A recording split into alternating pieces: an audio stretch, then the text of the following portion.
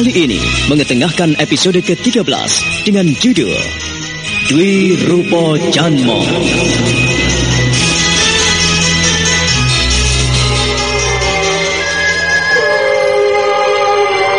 Kolo Cokro berjalan sambil mendongakkan kepalanya. Matanya bagaikan pijaran api yang terus menyala setiap kali melangkah. Daun-daun kering yang ada di sekitar kakinya nampak berterbangan dan berhamburan bagaikan disapu angin.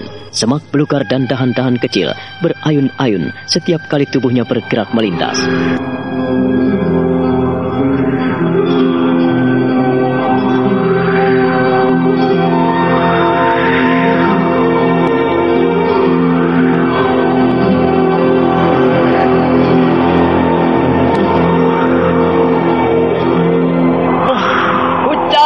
Kalian, bayi kembar, di mana kalian berada?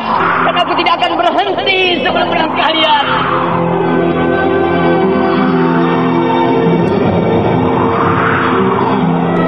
Wahai perempuan-perempuan Sunti, lahirkanlah sepasang bayi kembar untukku. Biarkanlah aku memungut anak-anakku untuk kupelihara sebagai teman hidupku.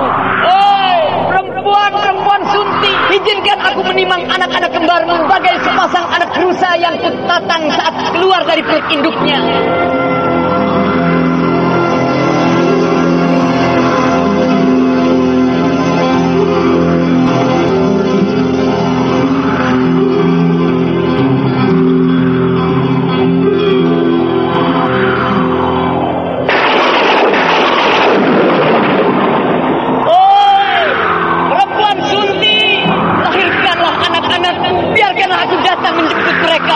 Lihatlah, aku datang dalam kelegaan.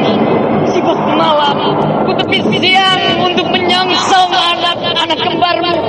Dengarlah seruanku, wahai perempuan Sunti.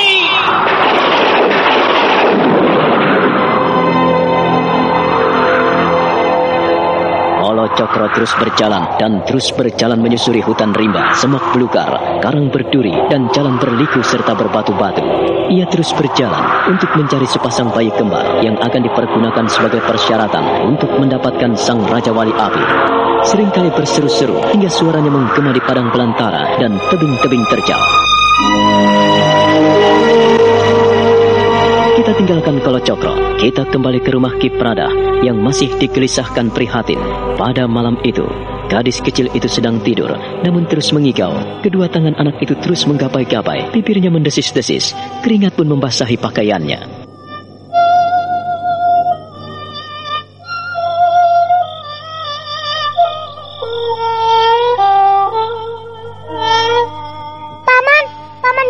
Paman gembel jelek, ini aku, prihatin. Datang lagi ya, Paman? Do anakku. Paman, aku di sini, kemari. Paman jelek, kau bau, Paman. Pasti Paman tak pernah mandi. Do, prihatin, anakku. Jangan membuat ibumu cemas, Yang Ger ya. Siapa yang kau panggil? Paman jelek, Paman gembel jelek. Kemari, mana daun jati itu? Berikan padaku, Paman. Do, besok pagi ibu ambilkan daun-daunan jati muda. Nah, tidurlah anakku. Tidurlah. Ini sudah larut malam, anakku. Tidurlah ya. Bagaimana, Do? Badannya panas sekali, Kek. Tapi ia menggigil. Ya, belum juga tidur. Ia mengigo, Kek. Seringkali mengigo. Aku takut, Kek. Apa yang harus kita lakukan? Paman gembel, kemana kau pergi, Paman? Katanya mau datang kemari. Ayo, Paman. Kita memetik pucuk-pucuk daun jati lagi ya, Paman, agar bisa kupakai untuk bermain, untuk memerahkan tangan-tanganku. Ayo, Paman, ayo, kemari. Duh, prihatin. Bagaimana, Kek? Ia terus mengigo. Aku takut sekali, Kek. Tenanglah, Do. Tenanglah. Jika anakmu menghadapi masalah seperti ini, ku minta kau jangan panik. Begini saja, buka bajunya baik-baik. Nanti tidak masuk angin, Kek. Tidak usah kau kompres. Biarlah kakek yang menangani. Badannya panas sekali. Kek, aku takut sekali, Kek. Sudahlah, berusahalah untuk tenang, Duk. Kau jangan panik. Kita mohon kehadirat Yang Maha Kuasa agar anakmu cepat sembuh. Tenanglah. Paman gembel. Oh, Paman gembel. Paman, turunkan aku, Paman. Aku takut, Paman. Turunkan aku, lepaskan aku, Paman. Turunkan aku. Duh Gusti Yang Maha Agung, mohon kehadiratmu. mohon kemurahan-Mu. Kami tidak menginginkan cobaan hadir di tengah kami. Jikalau ini ujian dari-Mu, berikanlah kami kekuatan untuk menghadapinya.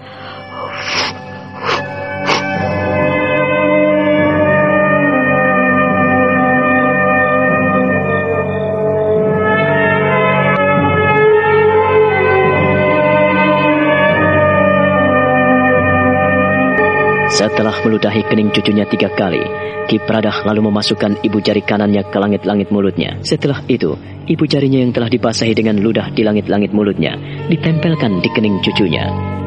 Oh, kiranya Gusti Yang Maha Agung memberikan kesembuhan padamu, cucuku. Oh.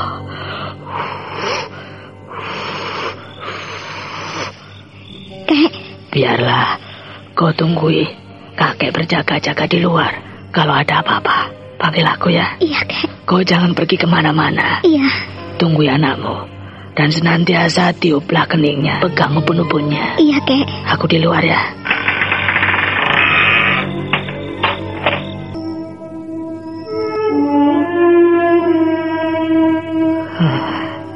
Siapa sebetulnya si gembel itu? Kakek sendiri yang melihat, kok tanya aku. Aku kan tidak tahu. Ia seperti manusia gaib. Saat aku menghampirinya dan mengancamnya, ia lenyap begitu saja. Apa Kek? Ya, saat aku menghampirinya, ia raib dari hadapanku. Dan aku tidak bisa melihat kemana ia pergi. Ia lenyap, hanya meninggalkan desir angin. Oh, mengapa kau tidak mengejarnya? Bagaimana aku mengejarnya? Sedang arahnya pergi pun aku tidak tahu. Ini benar-benar aneh. Aku sampai penasaran dibuatnya. Belum lagi hilang penasaranku. Sekarang aku dibuat kebingungan oleh Prihatin. Ia masih mengigau, Kek. Iya, ia mengigau dan memanggil-manggil Paman Jelek. Paman Jelek? Iya, Paman Jelek adalah orang yang menggendongnya dan mengajaknya melompat-lompat setelah memetik pucuk-pucuk daun pohon jati. Ini yang membuatku berpikir keras. Begitu kuat pengaruhnya orang itu pada cucu kita. Kita harus cari jalan keluar, Kek. Itulah yang aku pikirkan, Nyai. Aku tidak ingin sesuatu terjadi pada diri cucu kita. Sejak dikandung ibunya, ia benar-benar prihatin. Gusti. Kita berusaha, Kek. Atau bagaimana kalau kita manggil dukun? Tidak perlu. Prihatin sudah bisa aku atasi. Tapi yang tidak habis ku mengerti, untuk apa orang itu datang kemari? Dan yang lebih aneh, begitu gampang mempengaruhi anak kecil. Sudahlah, Kek. Jangan dipikir yang berat-berat. Kita coba hadapi cobaan-cobaan ini dengan tabah. Masalahnya bisa panjang apabila tidak segera ku selesaikan. Aku tidak ingin lelaki asing itu datang lagi kemari. Iya, Kek. Jaga anakmu dan cucumu baik-baik. Aku akan pergi mencari laki-laki itu. Kek, jangan. Aku akan mencari tahu siapa sebetulnya dia. Jaga anak dan cucumu baik-baik. Aku pergi, Nyai. Kek.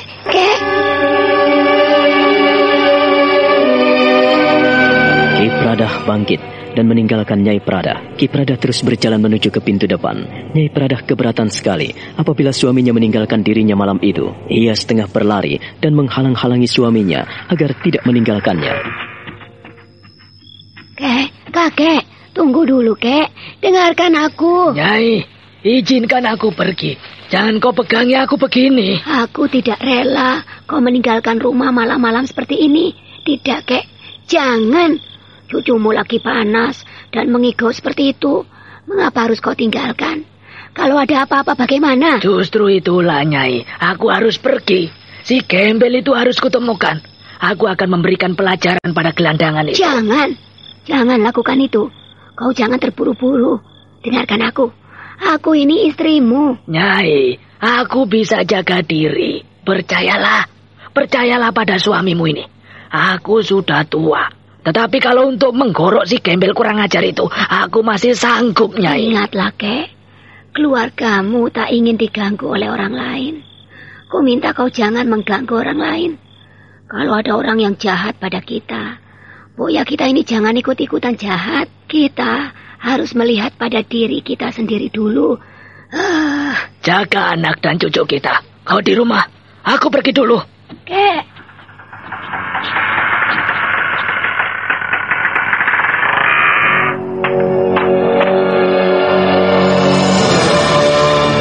Nyai Pradah tidak menghiraukan istrinya lagi.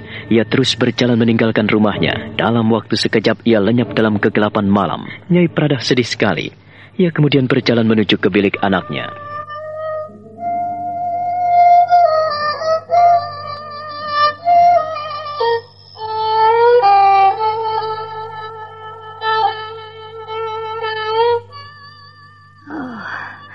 Bagaimana keadaan anakmu, Duk?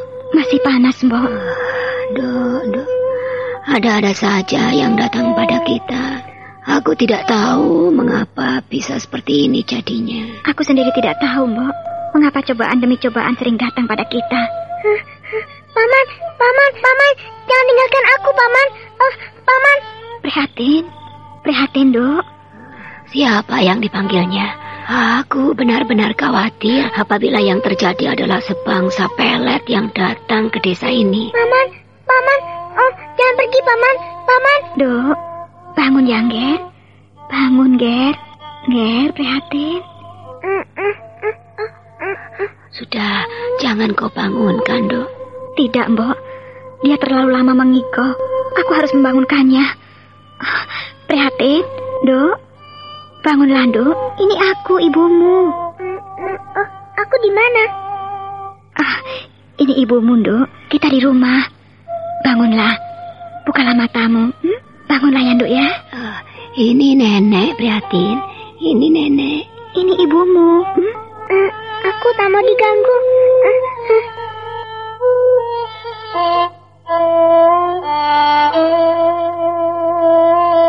Bocah kecil itu merengek-rengek sambil memejamkan matanya. Kedua tangannya meraba-raba. Nini Warih berusaha untuk menenangkan putrinya, sementara Nyai Pradah berusaha membantu cucunya yang rewel semalam suntuk. Sementara itu, Ki Pradah telah berjalan dalam kegelapan malam. Ia menyusuri lereng-lereng terjal Bukit Goa. Ia menuju ke desa Drojo, di mana ia merasakan desir-desir aneh.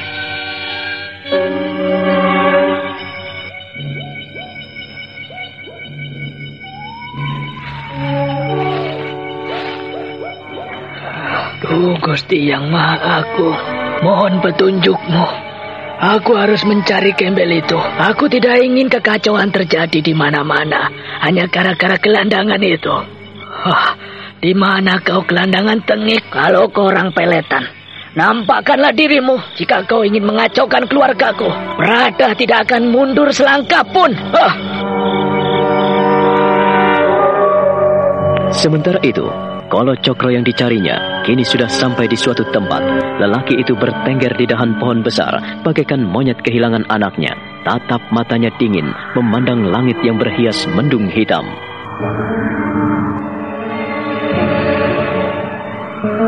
Langit, awan yang melintas di tiup angin, sampaikan pada Raja Wali Apiku.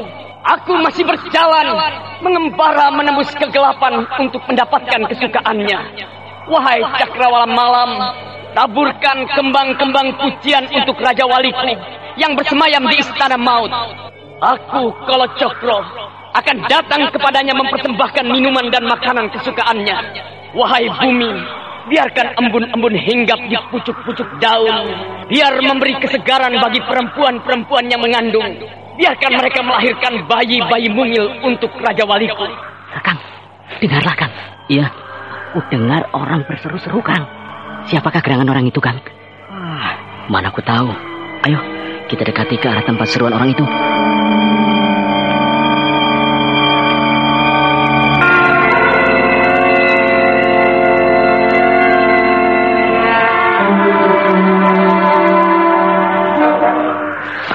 Kakang, dengarkan baik-baik, Kang. Wahai perempuan Sunti, lahirkanlah anak-anak kembarmu. Aku akan datang menatang mereka dan kupersembahkan untuk Raja Waliku.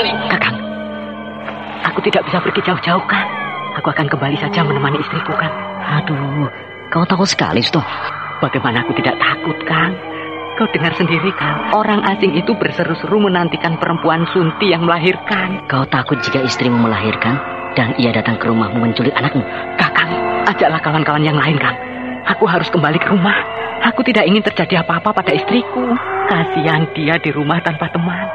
Kau tak mau menemaniku ya? Kakang, aduh, aku tidak mau istriku tanpa kawan dalam keadaan mengandung tua, Kang. Ajaklah kawan-kawan yang lain, Kang. Aku pulang, Kakang. Aku pulang. Dengarlah aku, wahai langit dan bumi. Di antara kalian, aku akan tetap menapakkan kaki-kaki perkasaku. Jangan kau sembunyikan anak-anak kembarmu dari hadapanku. Apakah aku tidak salah dengar? Wahai langit dan bumi, bukalah selimutmu dan biarkanlah ku tatang bayi-bayi kembarmu dari perempuan-perempuan yang pertama kali melahirkan.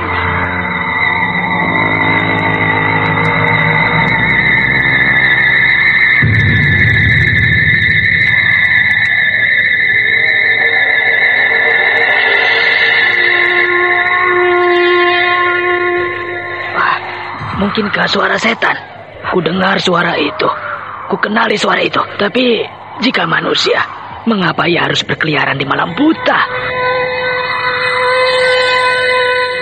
Ki Pradah terus berjalan menyusuri semak belukar, menyibak hutan rimba. Ia terus mengelilingi seluruh dusun goa sampai ke sudut-sudutnya. Bulu kuduknya terasa merinding saat binatang-binatang malam memamerkan suaranya. Dalam sepintas, ia melihat kelebatan hitam yang ada tak jauh dari tempatnya berdiri. Dan seruan orang di kejauhan membuatnya semakin gemetaran.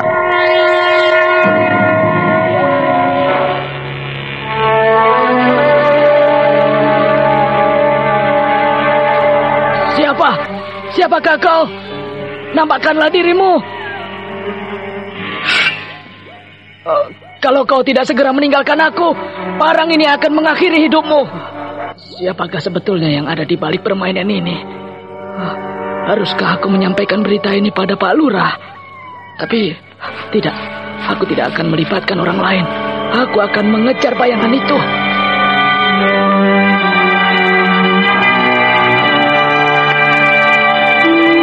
Ki Pradah terus berjalan sambil menggenggam erat parangnya. Matanya yang telah tua itu tidak kalah dengan mata serigala malam. Ia masih awas dan sangat tajam memandang dalam kegelapan malam. Ia berjalan mengikuti bayangan hitam gelap yang menjauhi dirinya.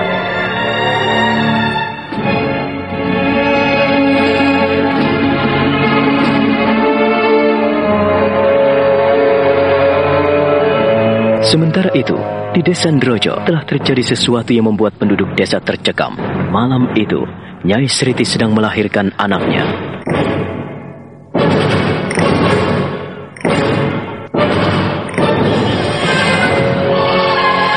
Tidak salah lagi. Dari rumah itu kudengar suara bayi. Aku harus datang. Aku harus tahu apakah bayi itu bisa kupergunakan sebagai tumbal.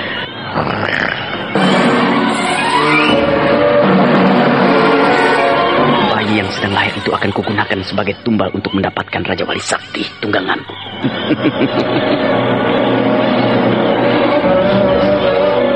Hei, siapa di situ?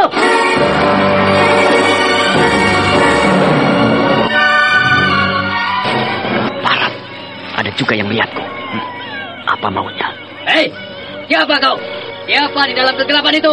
Kalau kau tidak mau bersuara, kau akan mampus. Akang, ayo kita kepung. Ayo, kita akan mengepungnya. Kawan-kawan, kepung tempat ini. Jangan sampai maling itu lolos. Yuk. Ayo semuanya menyebar. Cepat. Jangan biarkan dia lari. Siap. Kalian ke selatan. Aku akan bertimbung. Mereka membunuh. Celaka 12. Tidak ada jalan lain kecuali memperingatkan mereka. Ayo, maju. Berhenti.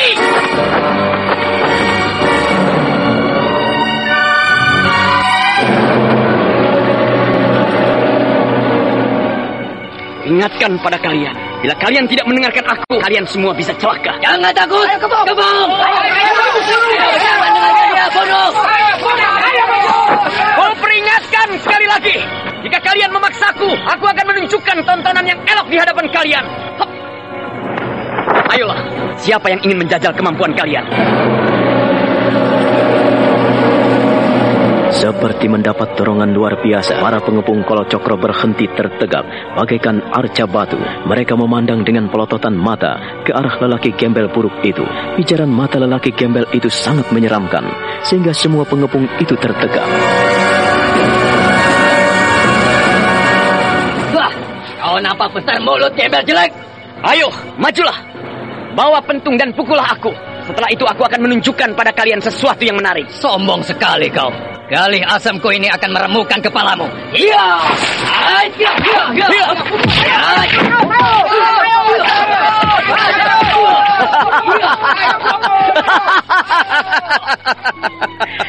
Kenapa kau berhenti?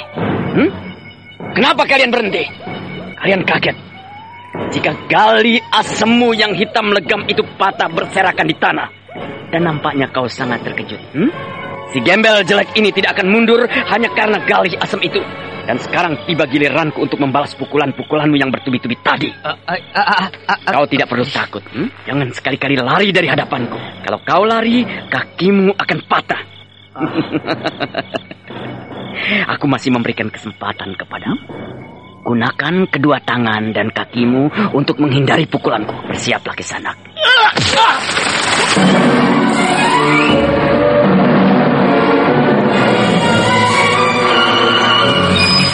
Para penduduk desa Ndrojo itu tidak percaya dengan apa yang mereka lihat. Di bawah sinar obor yang menyala-nyala, mereka menyaksikan bagaimana kepala salah seorang warga dusun Ndrojo pecah hancur berantakan karena tertampar oleh tangan si gembel itu. Semuanya mendadak beringas, mata mereka berkilat-kilat. Mereka menahan amarah yang amat sangat. Gigi mereka gemeretuk. Dan salah seorang mengangkat obor tinggi-tinggi sambil memegang parang dengan deras, menghambur dan memimpin untuk mengeroyok Kalacakra.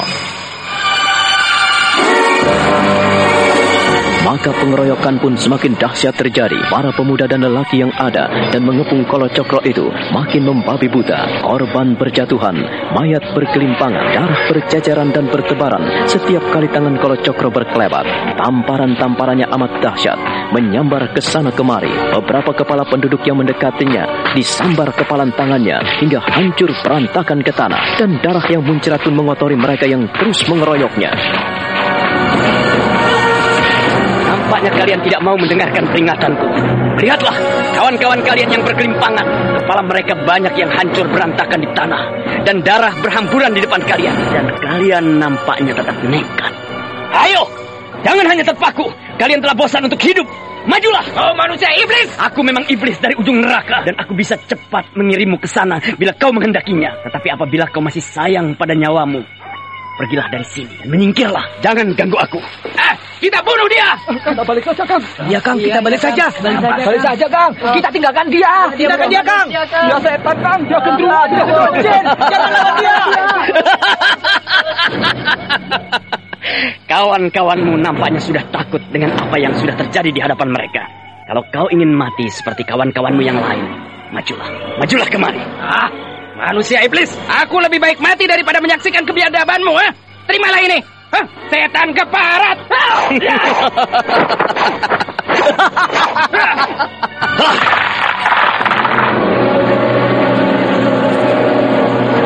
Tidak ada artinya. Terimalah ini.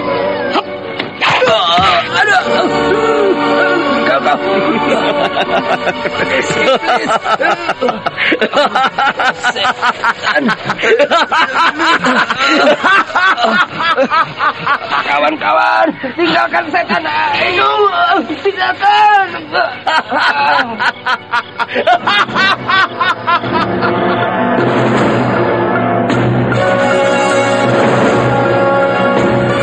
Orang yang tidak mendengarkan peringatan Kalacakra itu akhirnya rubuh ke tanah dengan mata mendelik. Ulu hatinya tertembus mata pedangnya sendiri yang telah patah dan dilemparkan Kalacakra begitu dahsyat. Lemparan dengan tenaga dalam dengan sentilan ujung jarinya. Orang itu mendelik tanpa nyawa lagi. Orang-orang desa itu pun berhamburan meninggalkannya.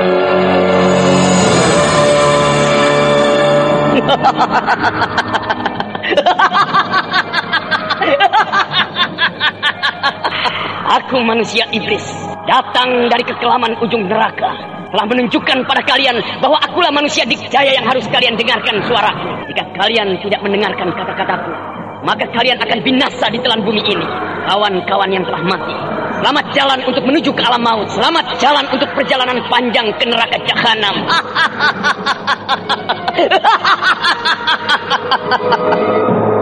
Kalacakra berjalan dengan mendongakkan dagunya. Dia terus berjalan menuju ke rumah penduduk, di mana ia telah mendengar suara bayi lahir. Rumah penduduk yang telah sunyi itu kini tanpa cahaya lagi. Semua lampu yang ada dipadamkan. Namun kalau Cokro tetap berjalan menuju ke rumah itu, dalam kegelapan, matanya makin tajam dan menyala bagaikan mata burung hantu.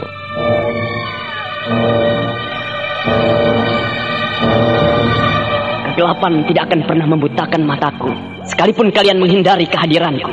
Tapi jangan menyesal apabila aku datang pada kalian. Aku Raja Kegelapan yang akan merenggut siapapun penghalang langkahku. Kalian telah menghinaku, maka terimalah sesuai dengan apa yang kalian perbuat. Diam, Le, diam. Jangan mengeluarkan suara, Le.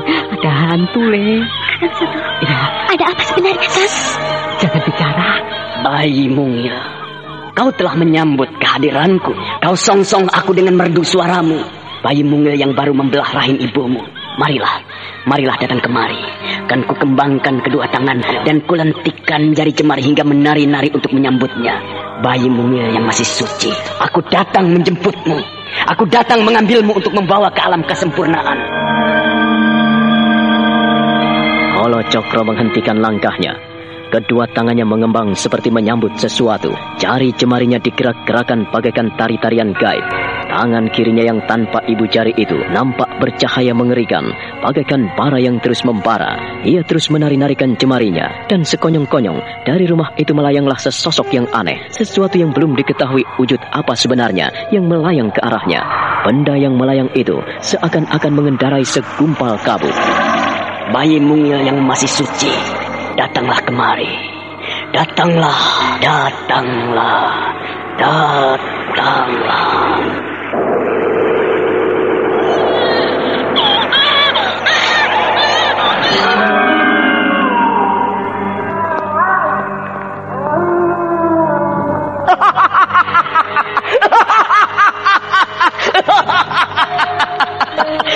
Kutimang engkau dalam kesucian, kugendong engkau dalam kekudusan, dan mari berjalan menyusuri kegelapan.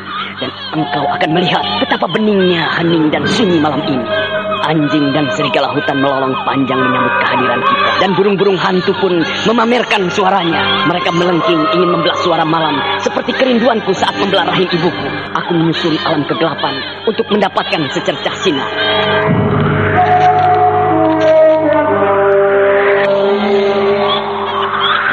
Wahai bayi suci, kutimang engkau dan kubawa kau berjalan menyusuri kegelapan, dan engkau adalah persembahan suci. Panggillah sang Raja Wali Api dengan lengkingan suaramu. Terus menangislah dan panggillah sang Raja Wali Api untuk datang kemari menyongsong kita, agar mau menjadi tunggangan Holo Cokro yang merindukan nyaman punggungnya. Raja Wali Api, aku datang dengan kesukaanmu. Raja Wali Api, aku datang dengan darah suci. Raja Wali Api, aku datang padamu. Holo Cokro terus berseru-seru. Suaranya melengking tinggi, menggema membahana bagaikan membelah langit. Tetapi burung Raja Wali Api yang dipanggilnya itu tidak kunjung datang. Ia makin geram, dan perlahan tangan kanannya mencekik leher bayi kecil itu hingga putus. Kau tak berguna bagiku. Aku telah menyusuri lorong-lorong. Kusibakkan hutan belantara dan kutepiskan semak belukar. Telah kudapatkan bayi suci untuk kupersembahkan kepadamu, wahai Raja Wali Api. Tapi kau tidak kunjung datang. Maafkan aku, bayi Mungil yang tidak berdosa. Jika pengorbananmu sia-sia saat ini, aku berjanji untuk menebus kesalahanku ini, untuk mendapatkan saudaramu yang kembar. Holo Cokro meninggalkan begitu saja bayi yang tergeletak di tanah. Manusia itu nampak kehilangan rasa kemanusiaannya. Ia menyusuri kegelapan, melanglang untuk mencari sepasang bayi kembar. Dan ia semakin marah karena persembahannya tidak diterima oleh sang Raja Wali Api.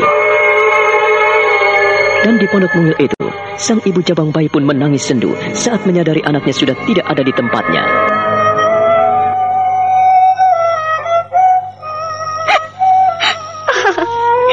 Jangan menangis, toh.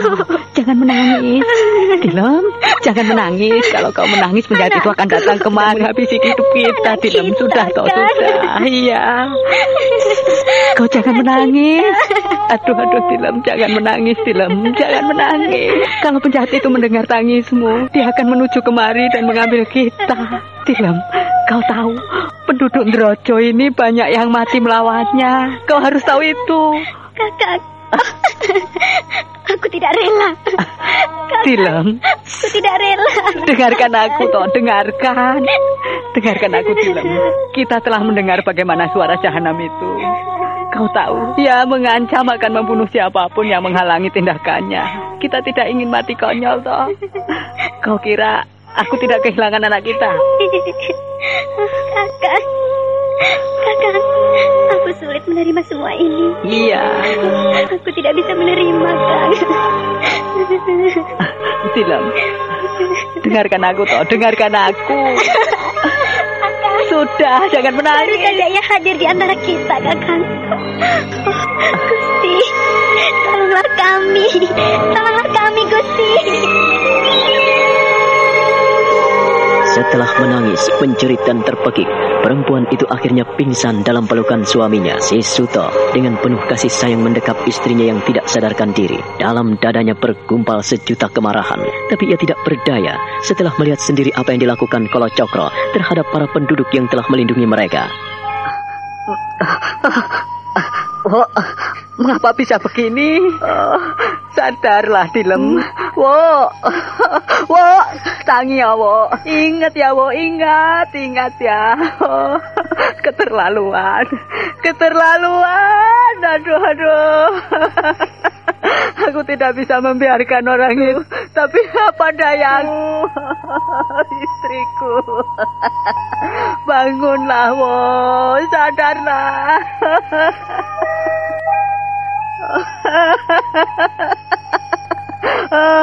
Mengapa harus kita alami, Wo? Aku akan membalas dendam. Aku tidak akan membiarkan, Wo.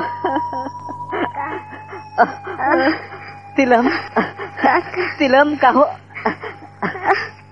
Iya. Kakang. Tilem, maafkan aku, Tilem. Jika aku tidak bisa membela anak kita. Dia adalah setan yang datang ke dunia ini. Maafkan aku, Tilem. Kakang. Iya. Kakang. Anak kita, Kang. Kiranya Yang Maha Kuasa mendengarkan jeritan hati kita. Terkutuklah orang yang telah membunuh bayi kita, Wo. Maafkan aku, Tilem. Aku tidak bisa membela anak kita. Aku tidak bisa melindunginya. Kakang. Iya. Suto semakin erat mendekap istrinya yang baru saja siuman. Namun perempuan itu nampak lemah sekali karena ketakutan dan kesakitan sehabis melahirkan bayinya. Kini ia hanya ditemani suaminya seorang diri, sebab orang-orang yang mengasihinya telah mati di tangan Kolo Cokro. Sementara itu, Kolo Cokro terus mengembara, menyebar maut. Ia terus berjalan, menyelusuri lorong-lorong, menyibak semak belukar dan rimba raya, keluar masuk kampung, dan setiap langkahnya adalah tebaran malapetaka.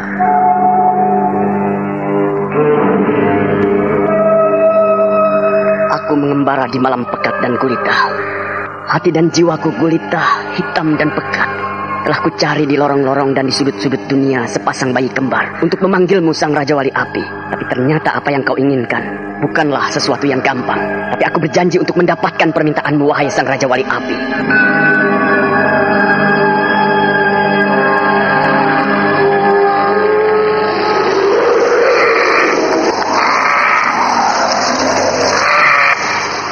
Wahai Raja Wali Api, janganlah kau datang kemari apabila kau tidak menghendaki aku memanggilmu.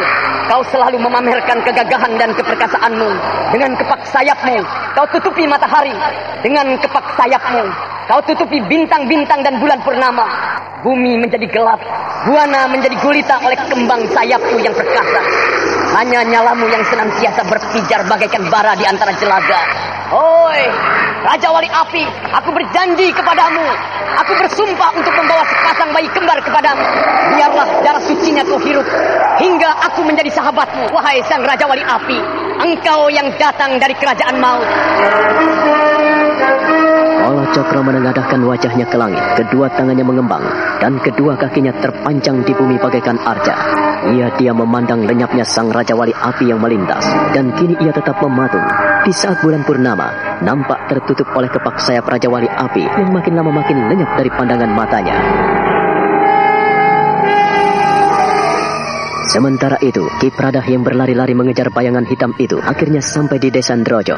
Ia cukup jauh berlari tanpa mengenal lelah. Peluhnya membasahi pakaiannya. Parang yang ada di tangan kanannya ia pegang erat-erat. Aku benar-benar kehilangan jejak.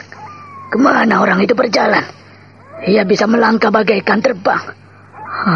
Hantu atau manusiakah yang kulihat tadi? Setiap saat ia berseru-seru. Raja Wali Api, Raja Wali Api. Apa yang diinginkan orang itu? Apa yang dimaksudkannya? Bayi. Apakah yang aku tendang ini nampak lunak dan dingin? Amis, dingin. Gusti yang Maha Agung, darah.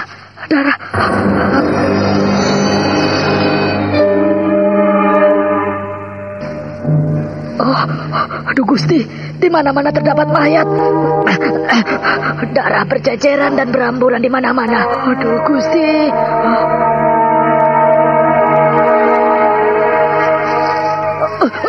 Mayat. Gusti, bagaimana kau biarkan mayat-mayat ini tanpa kepala? Otak berceceran di mana-mana. Kakiku basah dan kotor oleh darah dan otak. Bau amis dan anyir di mana-mana.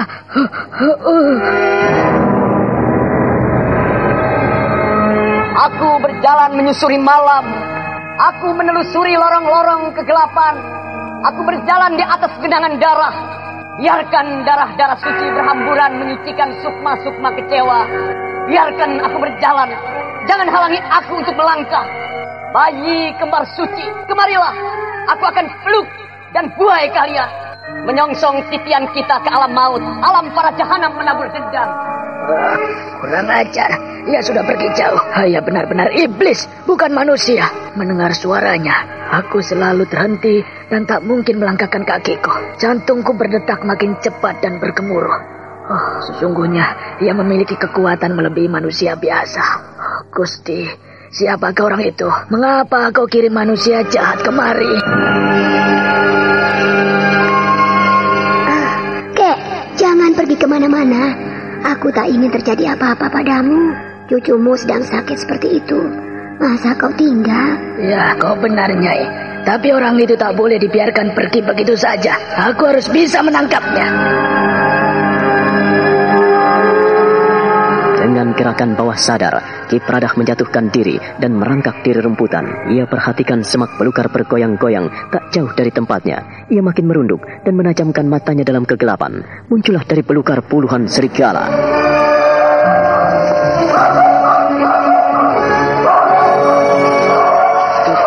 Mayat-mayat itu dikerumuni anjing-anjing hutan.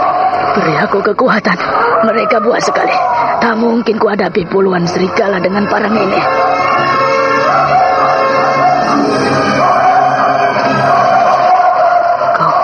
Kau mau makan aku? Ku tebas batang lehermu baru tahu rasa kau. Mendekat, kau akan mati. Jangan. Kau juga serigala maut dari dasar neraka. Rasakan ini.